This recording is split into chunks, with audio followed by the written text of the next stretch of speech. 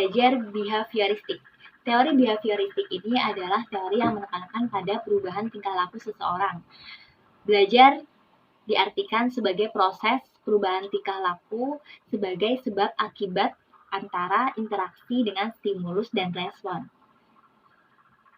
Contoh penerapannya dalam pendidikan anak usia dini di kelas ialah ketika seorang guru menjelaskan kepada peserta didiknya. Anak-anak, hari ini Ibu akan menerangkan kepada kalian untuk bisa setiap harinya kita mengucapkan 3 kata ini, yaitu kata tolong, terima kasih, dan maaf. Contohnya ketika Ibu guru sedang membutuhkan penghapus.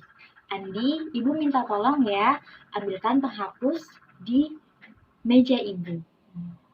Dengan seketika, Andi pun mengambil penghapus kepada Ibu. Andi, terima kasih ya penghapusnya. Dengan itu, Andi pun memberi respon dengan respon senang.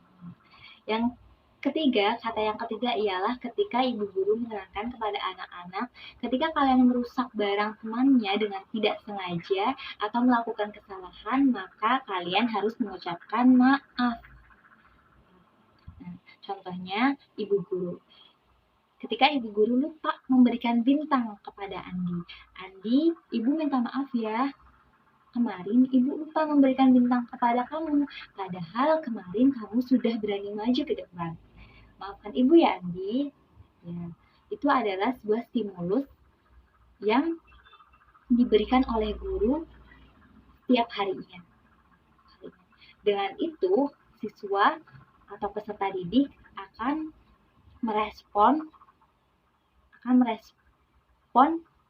kata-kata tersebut sehingga menjadi kebiasaan dan tanpa disadari ketika ibu guru sudah tidak lagi mengingatkan 3 kata tersebut, maka anak-anak sudah terbiasa menggunakan kata-kata tersebut tanpa harus diingatkan lagi.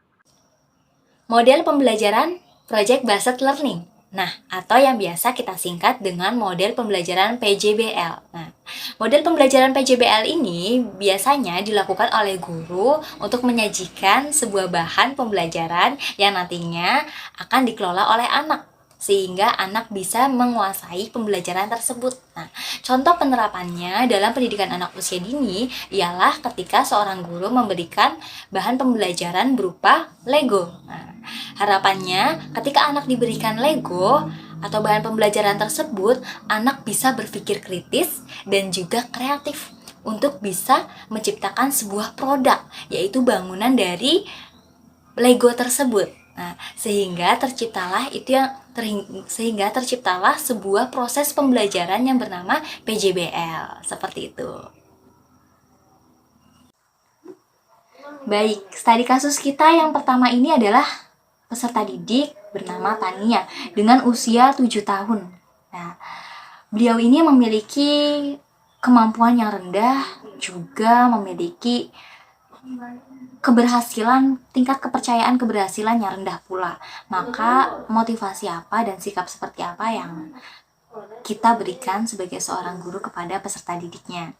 Yang pertama adalah pendekatan, menjalin interaksi secara intensif kepada peserta didik ini, agar kita bisa mengetahui apa yang dialami oleh peserta didik ini dan bisa membuat peserta didik ini bisa terbuka dengan gurunya, sehingga peserta didik ini tidak rikuh dan bisa menjadikan gurunya sebagai teman yang asik untuk mereka bercerita.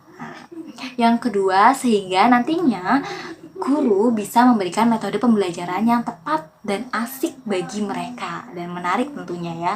Dan yang ketiganya adalah guru menjadikan peserta didik Tania ini sebagai siswa yang aktif di kelas. Nah, memberikan support untuk Tania ini supaya bisa aktif di kelas dengan cara memberikan tugas-tugas kecil atau memberikan pertanyaan-pertanyaan yang tingkat kesulitannya rendah sehingga Tania bisa menjawab dan bisa menyelesaikan tugas tersebut. Dan yang keempat ialah mengoptimalkan media pembelajaran. Dengan mengoptimalkan media pembelajaran ini, maka peserta didik atau Tania ini bisa mengembangkan dirinya dengan optimal lagi, sehingga bisa mengerjakan tingkat kesulitan rendah menjadi pelan-pelan menjadi tingkat kesulitan yang tinggi, seperti itu. Dan setelah mengoptimalkan pembelajaran ini, yang kelima adalah menciptakan kompetisi di kelas dengan teman-temannya. Dan juga yang ketujuh adalah memberikan motivasi kepada Tania atau peserta didik ini untuk bisa ikut berkompetisi dengan teman-temannya dan tidak minder tentunya. Dan yang terakhir adalah memberikan pujian terhadap apa yang sudah diselesaikan oleh peserta didik tersebut dengan cara memberikan reward atau penghargaan seperti jempol 2, wah Masya Allah kamu hebat ya nak, atau memberikan bintang atau memberikan hadiah yang lainnya. Itu motivasi dan sikap saya terhadap peserta didik. Selanjutnya yaitu teori belajar sosial kognitif. Teori ini dikemukakan oleh Albert Bandura. Menurut teori ini, bahwa perilaku kognitif dan lingkungan saling berinteraksi untuk mempengaruhi pembelajaran. Dalam teori ini yang dikenal yaitu istilah observational learning atau belajar melalui pengamatan. Bandura mengatakan bahwa orang belajar banyak perilaku melalui proses peniruan. Nah, menurut teori ini, kepribadian seseorang juga berkembang melalui peniruan atau modeling. Teori ini menjelaskan bahwa faktor lingkungan mempengaruhi perilaku, faktor kognitif juga mempengaruhi perilaku, faktor lingkungan juga mempengaruhi kognitif seseorang. Ada 4 komponen dalam pembelajaran observasional atau pengamatan menurut teori Bandura. Yang pertama itu atensi. Jadi, anak-anak memperhatikan sesuatu. Kemudian retensi. Retensi itu anak-anak memperhatikan tingkah laku dengan model yang sama. Jadi sebelumnya anak itu kan telah melihat sesuatu. Kemudian di tahap retensi ini anak menghubungkan, memperhatikan tingkah laku dari model sebelumnya. Berikutnya yaitu produksi. Nah, dari hasil pengamatan terus menyamakan persepsi, kemudian si anak itu memperlihatkan tingkah laku apa yang dia lihat. Berikutnya yaitu yang terakhir motivasi. Di sini anak akan memperlihatkan atau tidaknya suatu tingkah laku itu tergantung dari motivasi anak tersebut. Nah, implementasi teori belajar sosial kognitif ini pada pembelajaran anak usia dini yaitu melalui teori konduktivisme merupakan model pembelajaran guna meningkatkan dan mengembangkan keterampilan siswa secara mandiri, kreatif, inovatif, dan mampu berpikir kritis. Teori konduktivisme lebih menekankan pada aktivitas peserta didik dibandingkan pendidik. Teori konduktivisme juga lebih menekankan pada kegiatan mencipta sesuatu yang telah dipelajari. Jadi, teori konduktivisme merupakan kegiatan proses pembelajaran dengan cara membangun siswa agar aktif, berpikir kritis, mandiri, dan inovatif. Penerapan teori konduktivisme dalam pembelajaran di kelas dengan memunculkan rasa ingin tahu peserta didik terhadap permasalahan yang sedang dibahas.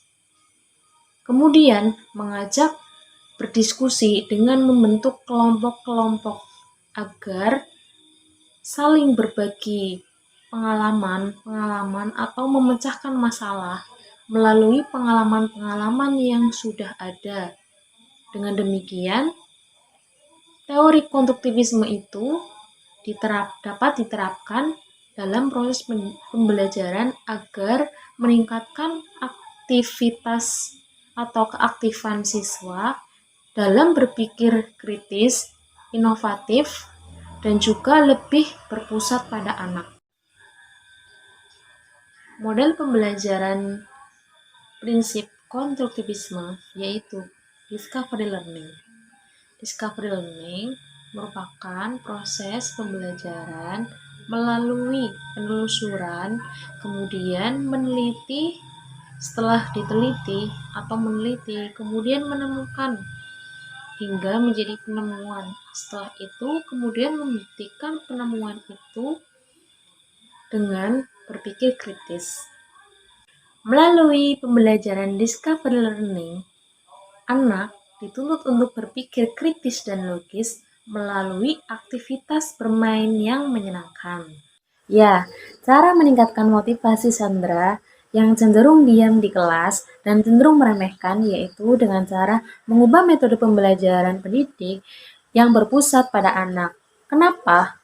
Dengan cara itu, nanti murid-murid akan aktif memberikan pendapatnya, aktif untuk mengemukakan pendapatnya dengan cara pendidik memberikan stimulus atau respon terhadap Sandra atau peserta didik yang lainnya, itu meningkatkan motivasi belajarnya. Selain itu, berikanlah apresiasi terhadap Sandra atau yang lainnya agar tetap semangat untuk meningkatkan belajarnya.